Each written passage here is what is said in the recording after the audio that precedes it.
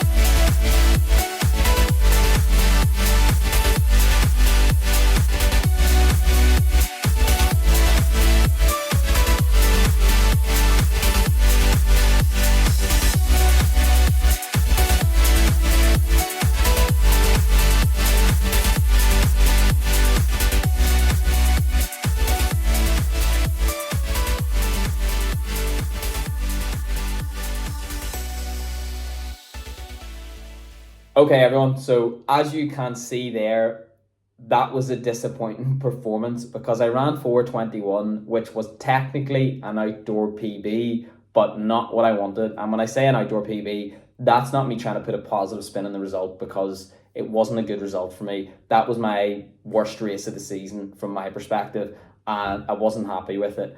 And I think what it tells me is that unless I turn up and execute the race properly, I won't get the outcome that I think I deserve or that I think my fitness level warrants. And what I mean there is that I had told you I wanted to run 4:10, and the reason I thought I could run that was because a few weeks before I had run 3:51 for the 1500, which equates to about a 4:11, maybe a 4:12 mile at worst. And that's why I thought I was in that type of condition. But the 1500 a few weeks prior had been run with a pretty good negative split. And what I mean by negative split is that I ran the second half of the race faster than the first half. And I think I went out and ran a couple of 63s to start the 1500. And then I finished with the 59-second 400, which was for me the optimal way to run the race. Because I think at the minute I have very good fitness levels, but I also have good speed and good finishing speed. And that's the way I can finish races strongly. But the other night, instead of going out and running 63s to start, which would have gotten me about 4:13, 4:14, and then maybe, that would, for what I'm saying is, sorry, 4:63s would get you about 4:14. But I think if I had run 3:63s, I could have closed probably in a 59. But I didn't do that. I went out and I ran the first 400 in about 59 seconds at least. I would need to check the video again. I haven't actually watched it in full and recorded the splits. So feel free to have a look there. If you think I'm wrong, that's fine. I might be marginally, but I think it was at least a 59, possibly a 58, something high that I went through 400 in. So that's just way too quick. That's well below 4-minute mile pace. And I'm not in good enough condition to be able to run that and then that not absolutely destroy me, which it did. And look, again, for anyone wondering, I don't go out there and intend to run that hard. At the start of the race, I went out and very quickly I could feel someone behind me. And I think I didn't really know who was in the field, but I kind of just thought the way the race started, I was conscious that someone was close behind me. And then I thought to myself, is it possible that I've gone out too slow and that I'm being too conservative here? And I shouldn't have thought that. That was silly to think just because someone was close to my heels that I had gone out too slowly. But I think I get a bit too excited sometimes, and without pacers and without people around me who I know are running at a similar level, I'm not too sure how to pace things, because the difference between a 59 and a 62 isn't really that much time in terms of real world time, but in running and in terms of the fatigue that you accumulate after one lap of a 59 and one lap of a 62, it's absolutely massive. So that's what ruined the race for me, really. And after that, it was just a case of hanging on for dear life. After about 600, I felt like this is going to be so tough. And then after 800, I remember thinking, kind of try to push it on here, and it just didn't happen. And the last lap was really poor from my perspective. I think I ran about 70 seconds, and that's just nowhere near what I expect from myself.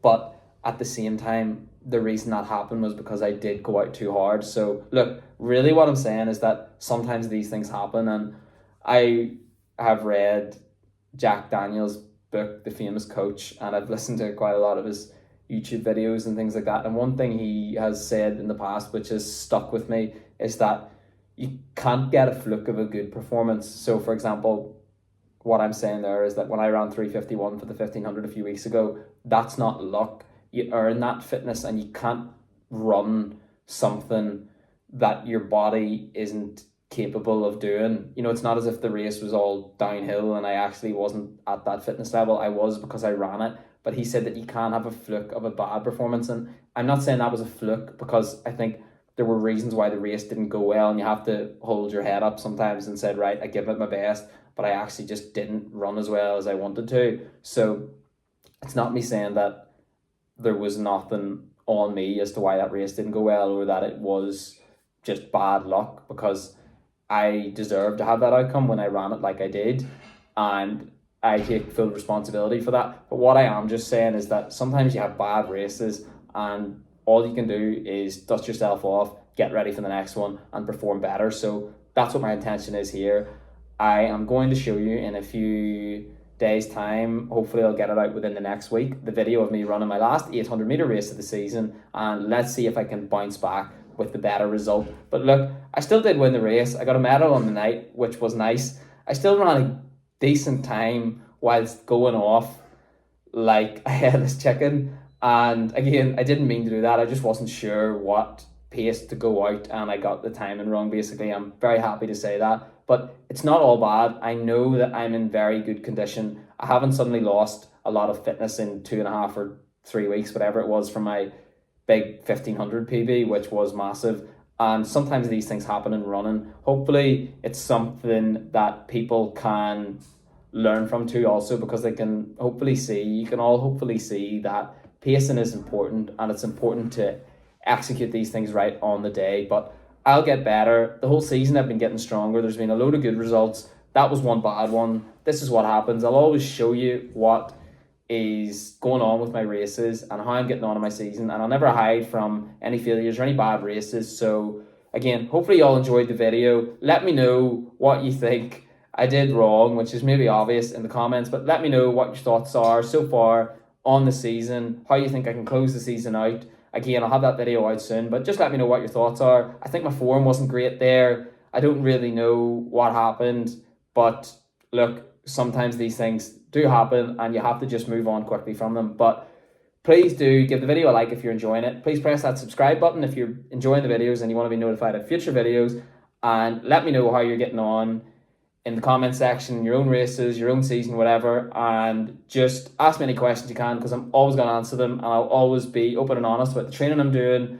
But I will see you all soon. In the meantime, take care, have a great week, and stay tuned, because there are going to be plenty of more videos coming. So take care and see you all soon.